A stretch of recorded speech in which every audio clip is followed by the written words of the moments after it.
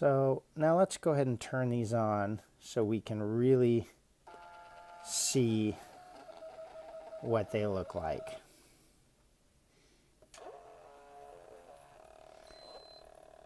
All right, so in our standard screen here, you can see the difference. Obviously, you turn it on, it comes into select a program, and the tag comes into just its normal menu state. So this is something that I like this about the tag a little bit more, but let me start with the Alge here. When I select the stopwatch mode, I hit OK. You know, I can clear or save my memory, and I select my heat, I sync my time, and I go right into the start impulse, waiting for that start. And so now I'm in race mode right away. So some people might really like that because you're automatically jumped into race mode. Now the problem is that you just did your start to sync your time, but now you have your sync +1 for a USSA scored race or a FIS event. So you've already got your numbered slot in there, so you got to do something so that you're not having overlap of bib numbers. You've got to, you know, enter 999 into that bib, so when you do that sync +1, you're not using a number that you're going to use during the race. With the tag, you do your sync +1. Well, let's back up. We haven't even synced the clock. So here we are, we're at the start of the race. I have my clock turned on, and I have it turned on for as long as I need. I go ahead and I test my starts and finishes, and I haven't messed with anything. I'm not having to worry about resyncing or anything like that. When I'm ready to start my race, I can go right into my synchro and go through, set my time, and unblock my start, and I'm ready for my my first pulse. Then my sync +1, when a minute later goes by, boom, and I've got it all right in here. And I still haven't even had to deal with opening a run. I don't have to have any issues with, do I have competitor numbers in there, anything like that. So let's go back to the Alge. So now I've done my sync, I've done my wand tests, my starts and my finishes, and I need to go in and clear my memory. The menu function in the Alge is quite a bit different, and you know, obviously once you get used to the menu function, it's not going to be that bad. But to me, things are more hidden and harder to find in the Alge's menu system. If I go to General, then I can go to Clear Memory. Then I can go back to General, and I can change heat. So I've got to go in to different modes. Here, if I'm going to resync my clock between I run my girls' time and I didn't get my girls done before the hour was up, and I've got to resync my clocks for the men, I've got to go much deeper in the menu. I've got to menu key it, menu, go to General, go OK, boom. Then I got to go way down here to sync time again.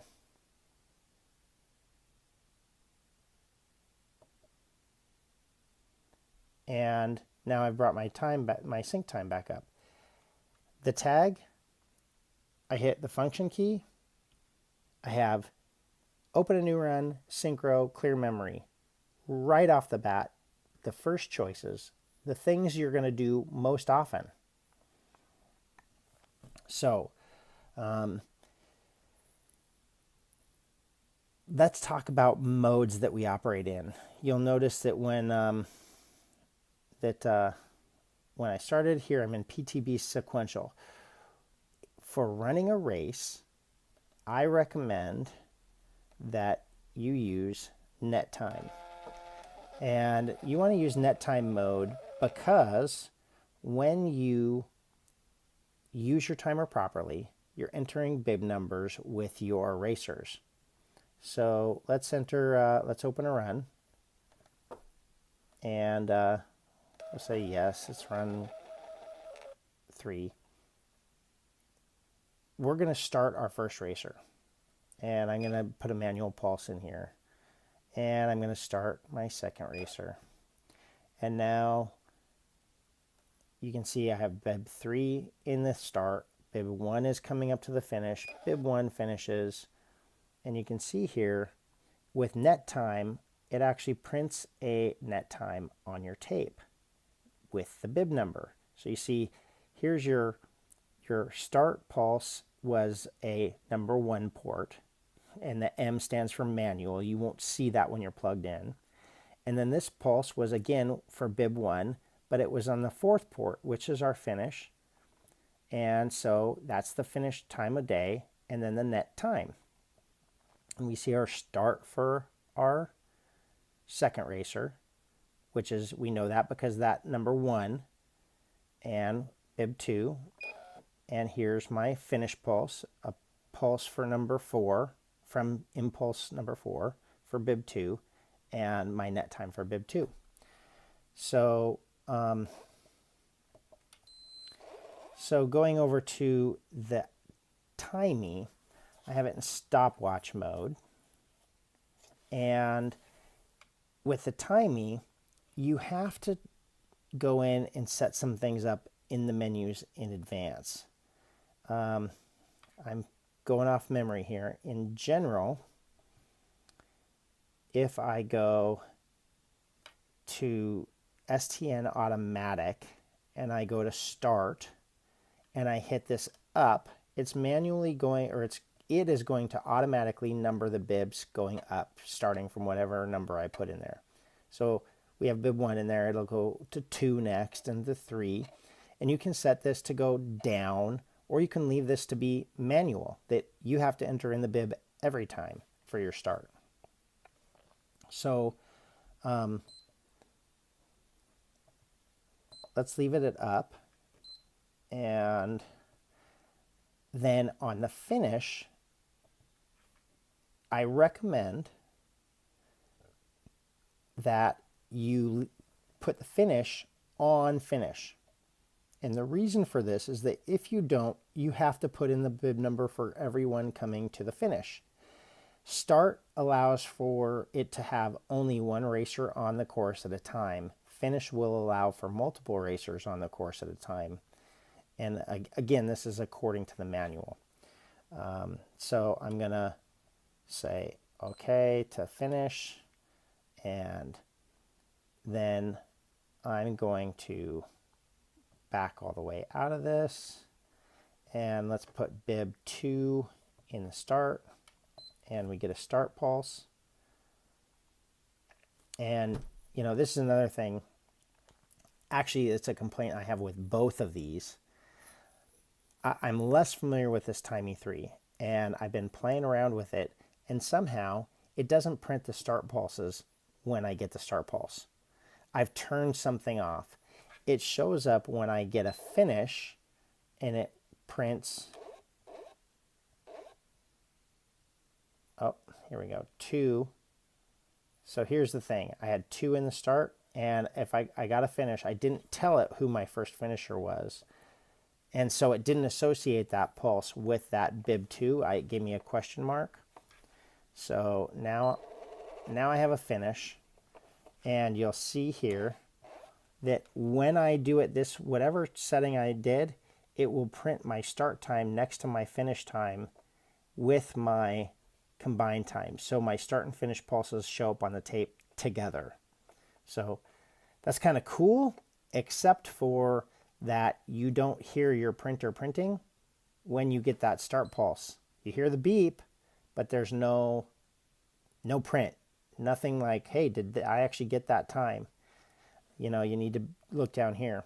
So both timers, I cannot find how you reset them to the factory settings. So that's something you can't find it in the manual. If anybody knows how to do that, I'd love to know how to reset them to factory settings, because I want to change that back to printing the way that it was before. And here you see we've got our net time, our start and our finish and our net time for bib 3. So now some other things that are really different between the two. One of the things that challenges me with the Alge is that when you have your start one and your finish one plugged in, if let's say you're at a USSA race and you're allowing racers to inspect through the finish, which by rule they can, and you're getting all these finish pulses. On the Timey, you have to unplug your finish eyes. On the tag, all of these correlate to blocking or unblocking the ports on the back. So if I want to unblock the start, I push that. And you know, this is when you got to remember that you've blocked ports. One of the nice things about this is we've actually had races where we were getting tons of false finishes. It was snowing super hard. We were literally getting false finishes at the rate at which the lockout interval was expiring. And for those who don't know what the lockout interval is, that's the interval between which pulses won't be received by the clock. So this is set to 1/10 of a second on port 4, and that's what I use for my finish eyes. And my gate, my start gate, is set to 1 second. So what you can do during those times when it's really nasty and stormy is you can have your eyes uphill and you can block that finish, and you're not getting all these false finishes trying to beat them out of the system. And when you see the racer approaching, I unblock my eyes and get some false finishes. The racer goes through. Then we take our hand time, and our hand time of day clocks are set to the exact same time of day as our clocks. And we look at what time we got for our finish on our hand timer, and we select that time in split second to show the time of day on the software. So now in the next couple videos, I'm going to show you how this works with split second.